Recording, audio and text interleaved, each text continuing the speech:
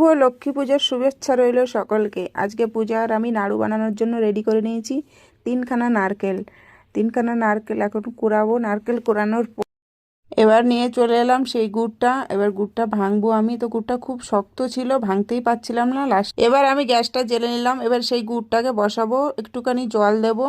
তা আমি এবার একটুখানি জল দিয়ে নিলাম। জলটা দিয়ে কিছুক্ষণ নাড়াচাড়া করব, কারণ এটা গুড়টা শক্ত আছে, এটাকে পুরোটাই একদম মিহি করতে হবে। তো একটুখানি আমার বাকি ছিল নারকেল কোরানো, সেটুকুও কুড়িয়ে নিলাম।